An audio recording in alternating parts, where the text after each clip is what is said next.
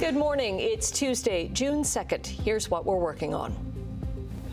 I'm Simone Gavros reporting live in Waterdown. The Muslim community is looking for answers after a school bus was reportedly vandalized with Islamophobic graffiti at a private school. A crash on Hamilton's West Mountain leaves a teen with life-threatening injuries. And Canada beats Uzbekistan in a World Cup tune-up. Osorio drives it in.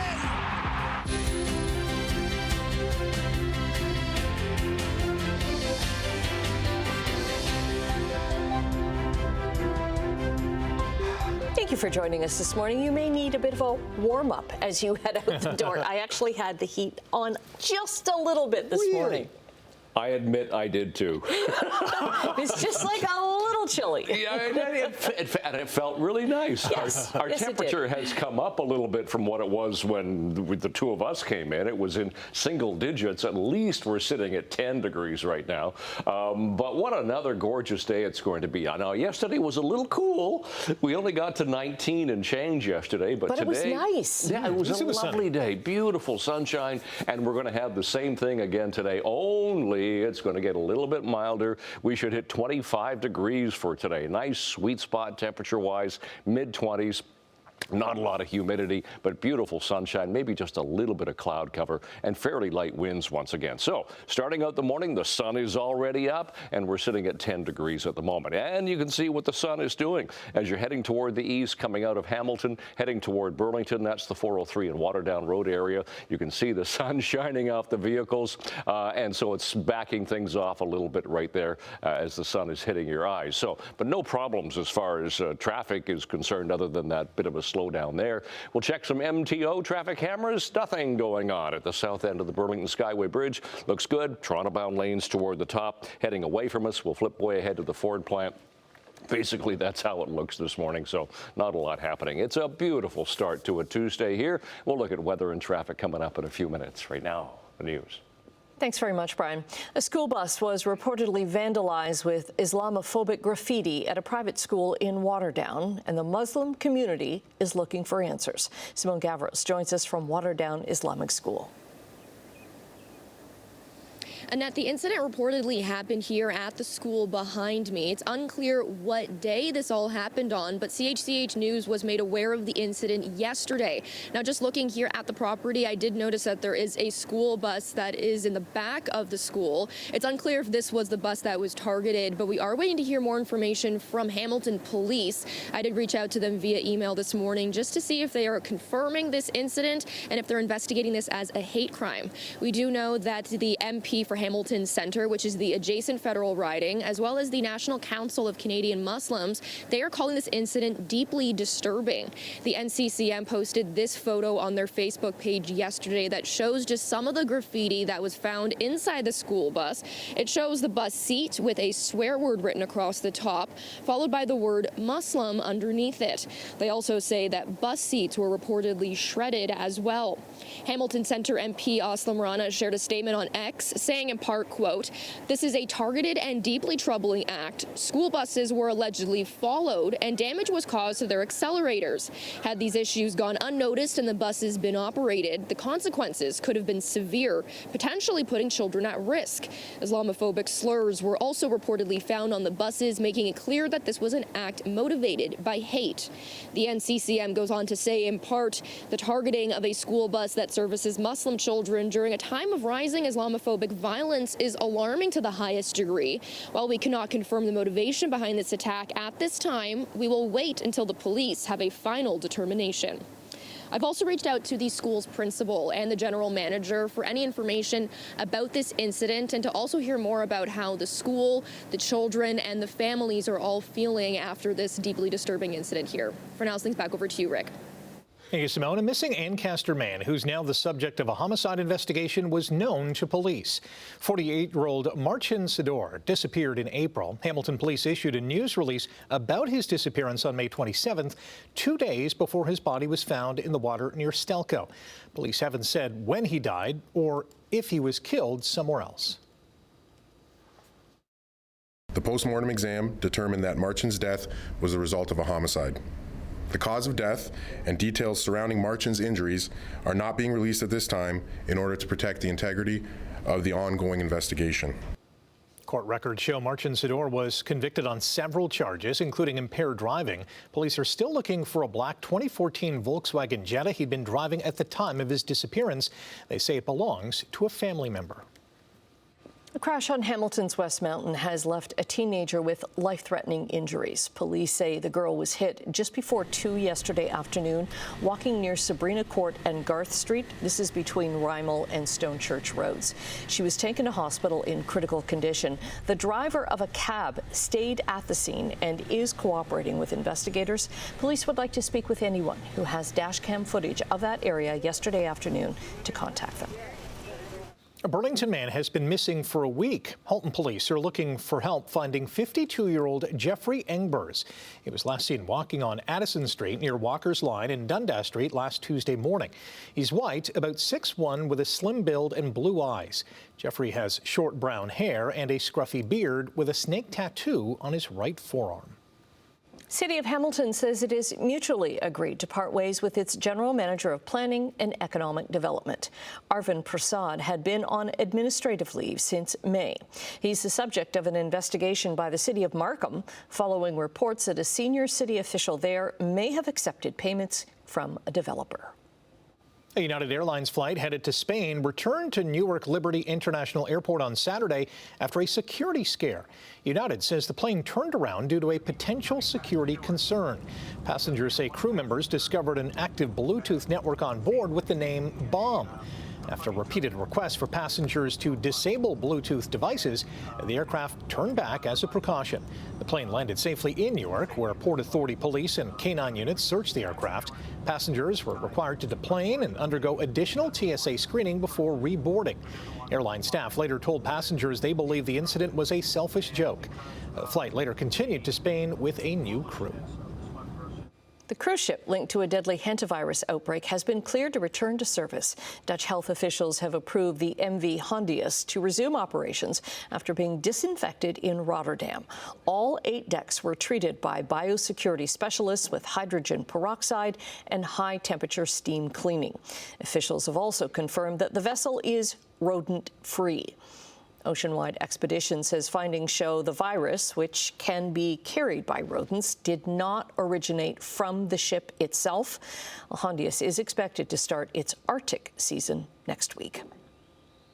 In Mexico, a tunnel has been discovered leading from Tijuana to San Diego, California, and it's believed to have been used to move drugs. Officials say it has lighting and ventilation.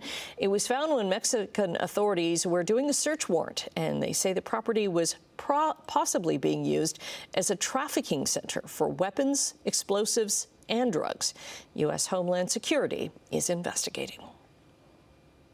With the World Cup set to kick off in less than 2 weeks, Toronto police have made the largest known seizure of fake soccer jerseys in Canadian history. They seized over $3.5 million worth of counterfeit merchandise from a warehouse in Mississauga. The goods included more than 16,000 fake jerseys and flags bearing FIFA, Nike, Adidas, and Puma branding, as well as 2 counterfeit World Cup trophies. 2 men have been charged. Less than a couple of weeks before Canada kicks off the FIFA World Cup in Toronto, the men's national team hosted Uzbekistan in a tune-up game in Edmonton. Picked up by Oluwaseyi once again. Osorio drives it in!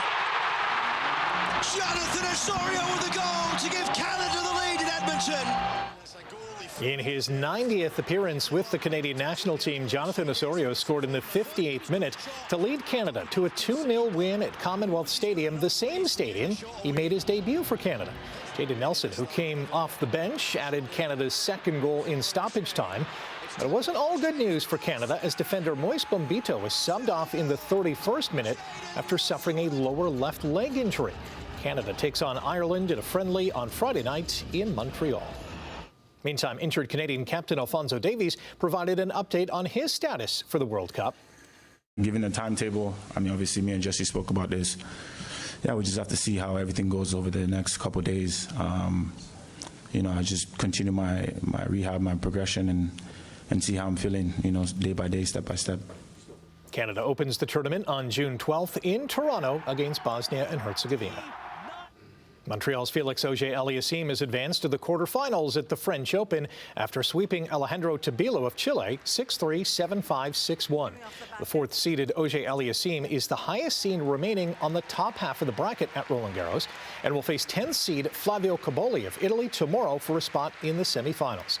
The 25-year-old's deepest run at a Grand Slam was at the U.S. Open in 2021 and last year, where he reached the Final Four. Well, it appears the Serena Williams comeback rumors are true after the tennis icon posted a video on her social media accounts.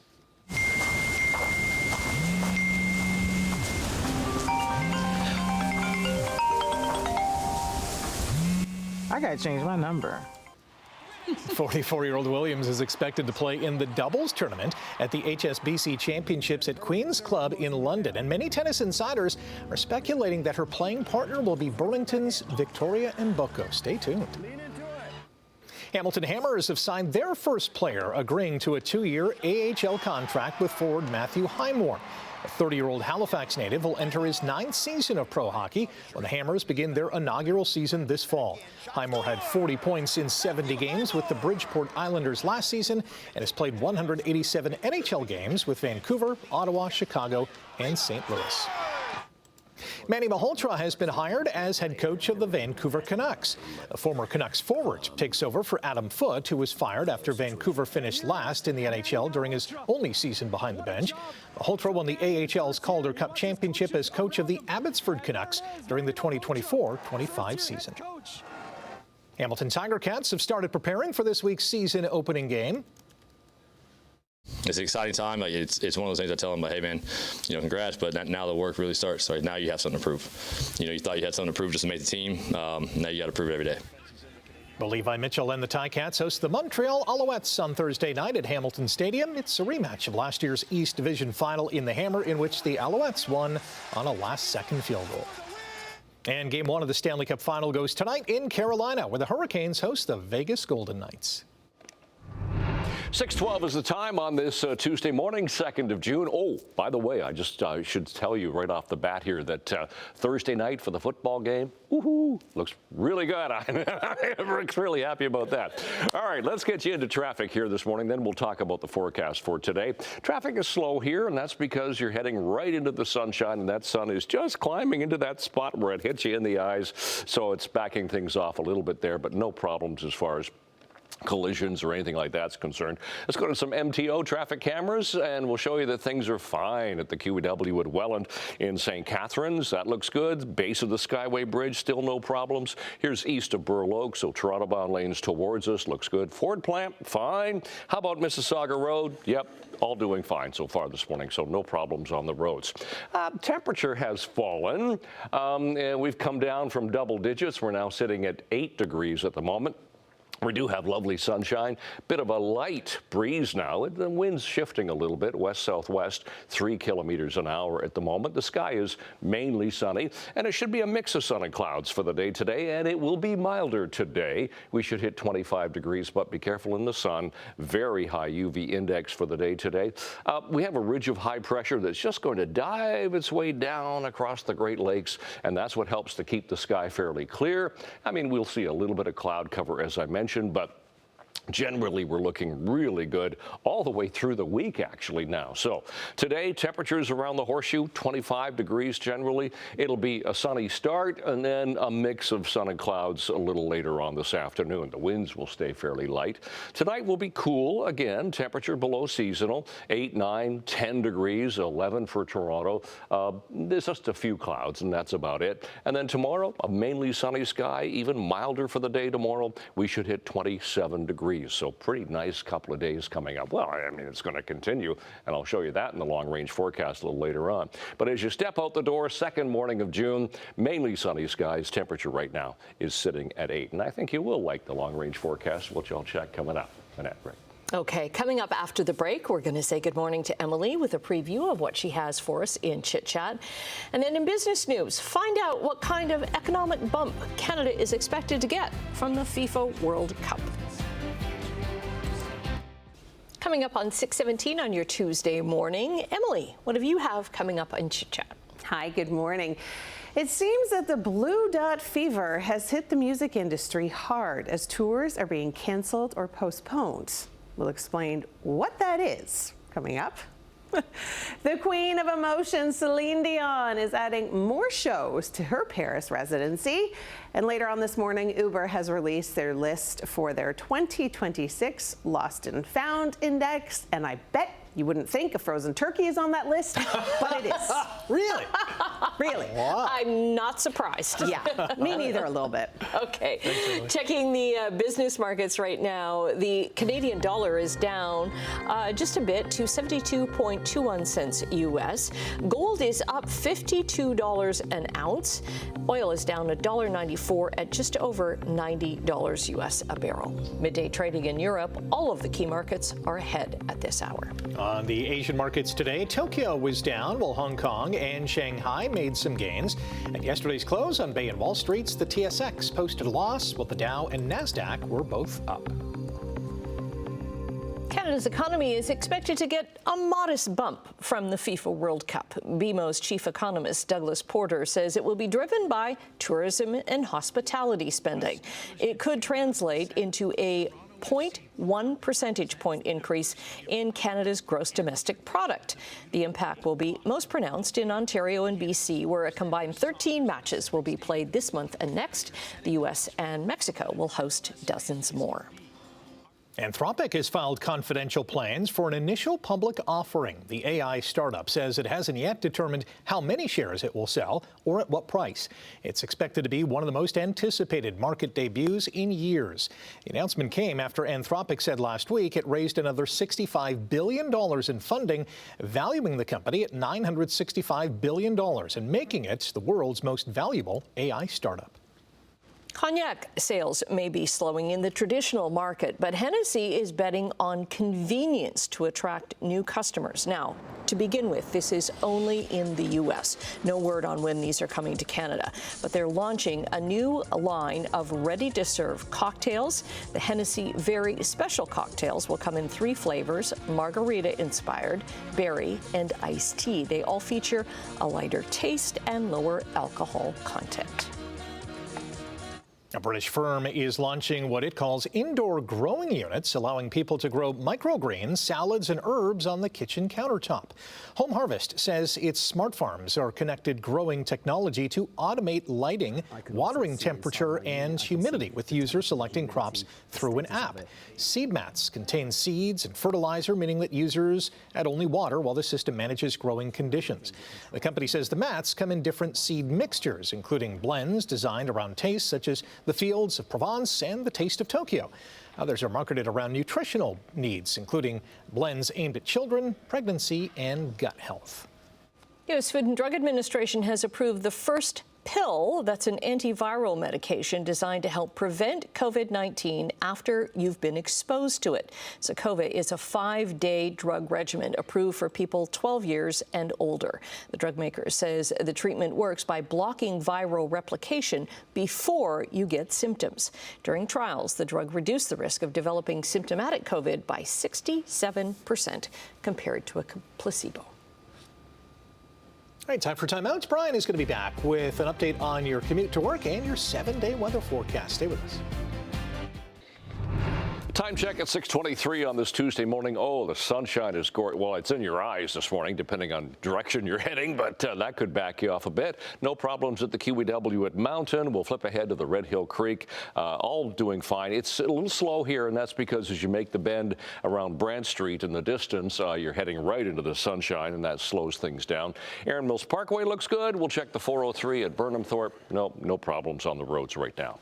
Our temperature in Hamilton, well, we're struggling a little bit. Our temperature was 10 last hour. We're now sitting at 8 degrees, 12 degrees Grimsby and Mississauga. A little bit better for Toronto, sitting at 13. So sun times for the day today. Sun was up at 5:42, nice and early. Sun goes down at 8:53. Those are our seasonal temperatures, 22 and 11. And those are our records for today. And we're going to have lovely sunshine today. Should be Nice blue skies, sunshine and 17 for the first bell this morning, and then 25, which is the high for the day for after school. So it'll become a mix of sun and clouds for the afternoon. So another beautiful day, milder than yesterday. We got to 19 and change yesterday, so 25 today. It'll be 8 again tonight, so cool. Tomorrow the temperature starts to climb. 27 in sun Wednesday, Thursday 28 in sun, and beautiful overnight. I mean, it's going to be fairly mild, 18 degrees as the temperature dips for the football game on Thursday night. Friday 26 in sun,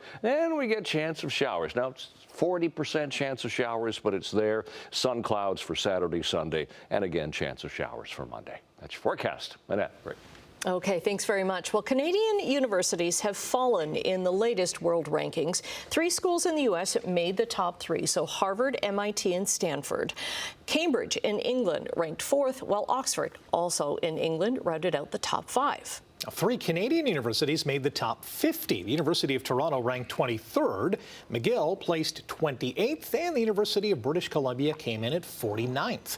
The University of Alberta was the only other Canadian school to crack the top 100. It ranked 82nd. Now, closer to home, McMaster University ranked 190th worldwide. That's down 4 spots from last year. Wilfrid Laurier University fell 48 places to 1,339th, while Brock University dropped 50 spots to 1,355th. The rankings are based on 4 factors: education, employability, faculty, and research. That's a tough list to crack. It's a very tough list to crack, yeah. yes. And I've been following this list for years, not diligently, but the same schools are pretty much at the top all the time. All the time, yes. And U of T is usually #1 in Canada. McGill has been there from time to time, UBC. Those 3 seem to kind of go back and forth. And it depends, too. A lot of their rankings depend on what kind of funding they're getting. Yes, and that's very important, especially with the research that goes along with it. Yeah. Well, congrats to all those that made the list, including the local ones as well. Stay with us. More to come here on Morning Live. Good morning.